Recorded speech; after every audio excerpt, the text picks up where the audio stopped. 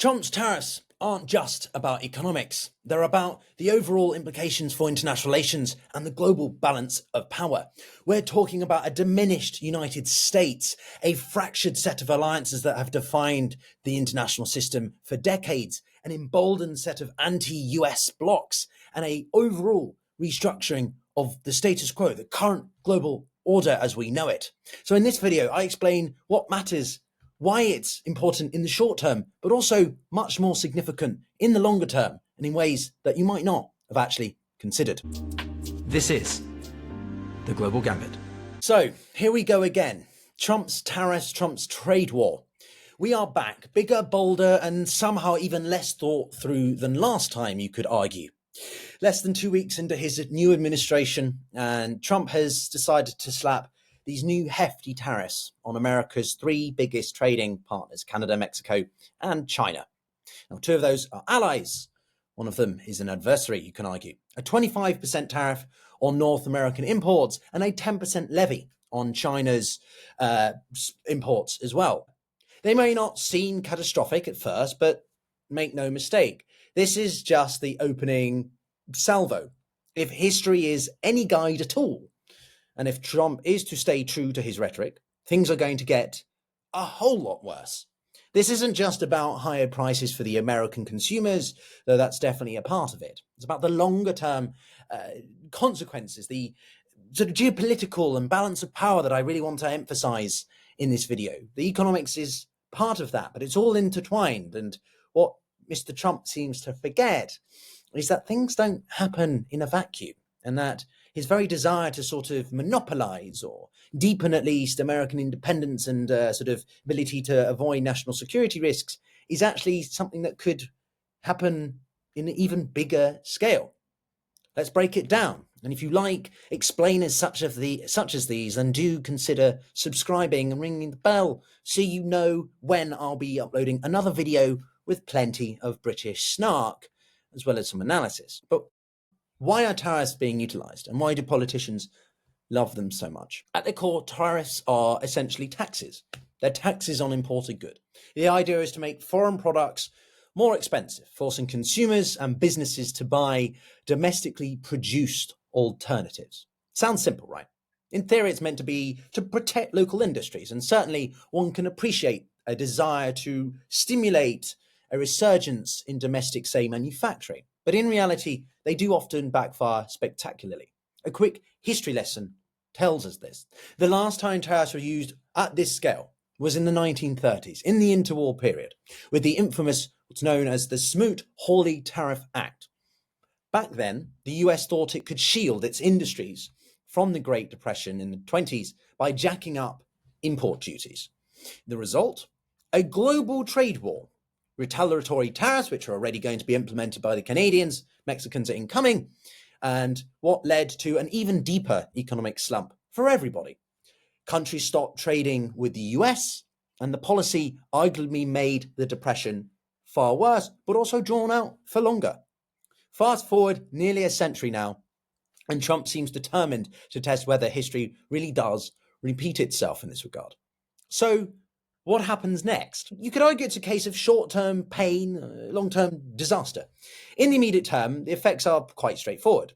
Prices go up, supply chains get disrupted, and businesses, especially manufacturers, struggle to adjust. And to do so, they end up, shall we say, pushing those costs down the supply chain, down the value chain to consumers. During Trump's first term, for example, his China tariffs applied to about 370 billion worth of imports. Now he's targeting almost 3 times that, by 900 billion in trade with Canada and Mexico alone. That is an economic sledgehammer no matter what way you look at it. Take the auto industry specifically. 50% of auto parts imported into the United States come from Canada and Mexico, while 75% of American auto part exports go right back to them both. You can't just snap your fingers and shift production overnight. When Trump's press secretary announced the new tariffs, shares in Ford, General Motors, and Stellantis immediately took a hit. This isn't just a theory. Markets know what's coming. Well, the Trump camp argues tariffs will fill government coffers, allowing tax cuts elsewhere. But according to the Tax Foundation, a think tank, an organization in the US, these new tariffs will bring in around 110 billion.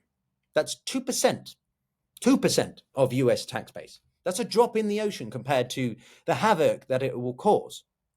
And also, MAGAs will argue that this isn't a battle. You will see plenty of posts on X and elsewhere that it's not a battle Mexico or Canada can win.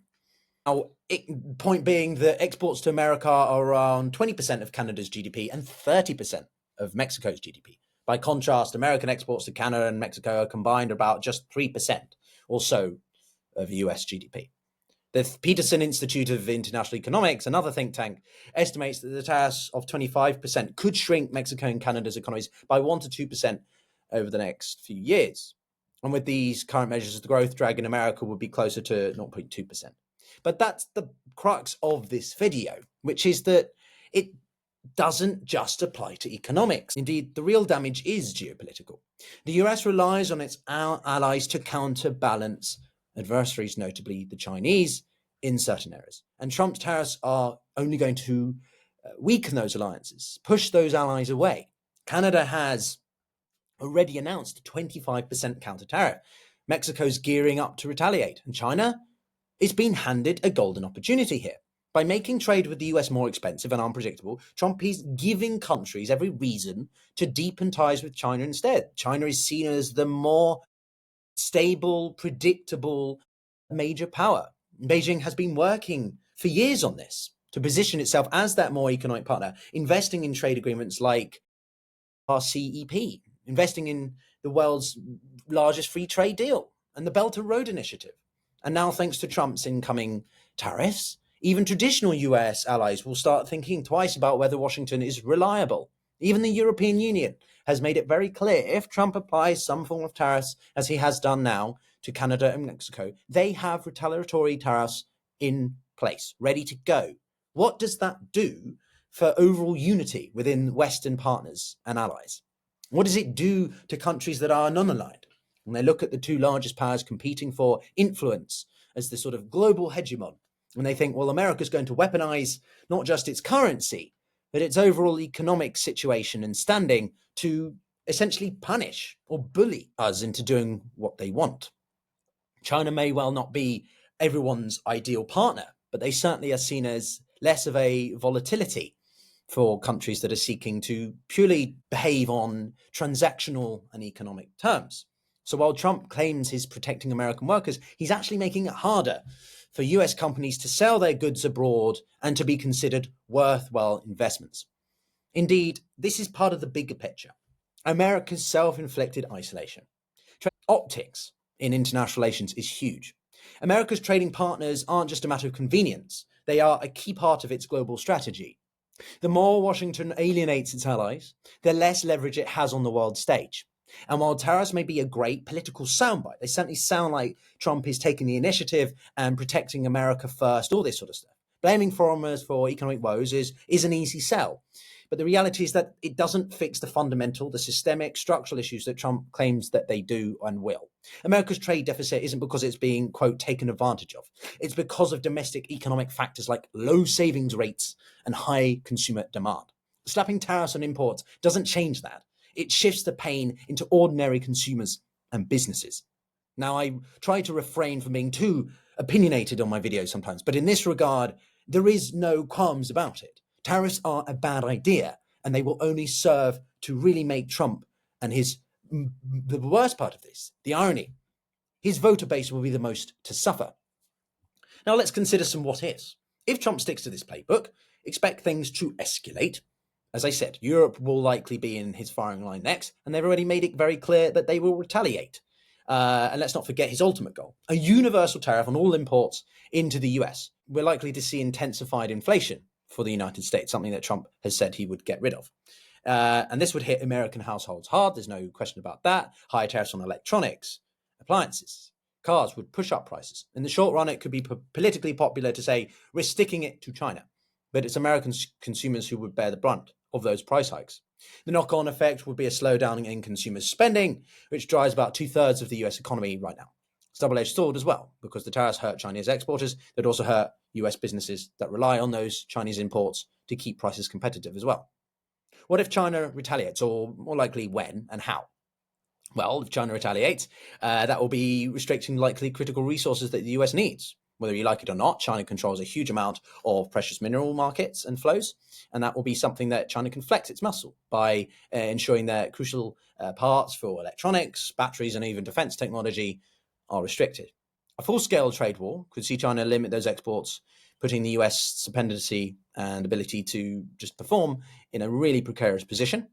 And it's not just about the chain, it's about the reputation. We'll see a massive disruption that could reverberate throughout the global economy, because these two define the global economy. The strategic competition that we've seen since Trump's first trade war in 2018 is very indicative of that. And then what happens if other countries step in? Well, the Chinese, the US, the Americans are duking it out. There are plenty of other players that can step in. The EU may see an opportunity to position itself more as a stable trading partner, leveraging itself as not involved with one pole or another. Maybe this could be Europe's opportunity to shine and exploit its soft power versus the US's reliance on hard power.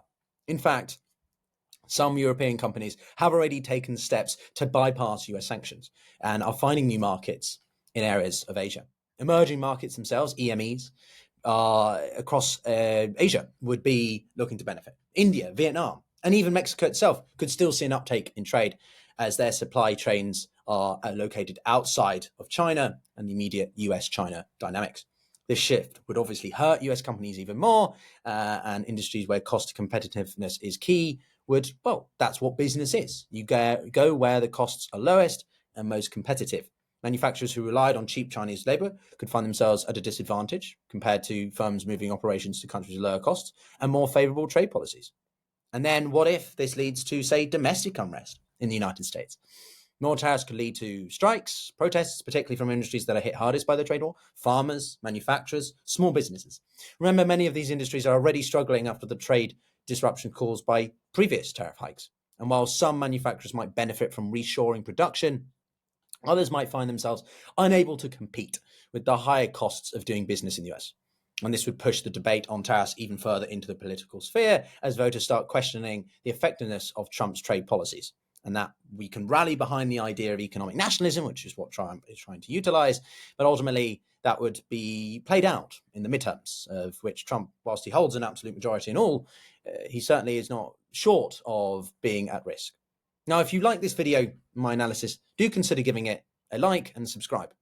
I'm curious to hear what your thoughts are on these early developments and whether or not you agree that it goes beyond just the realm of economics and into the geopolitical and ideological even aspects. And we like to say here on the Global Gambit, you either got to get playing or be played. And it increasingly looks like one of those will be. That's it from me. Take care, everyone.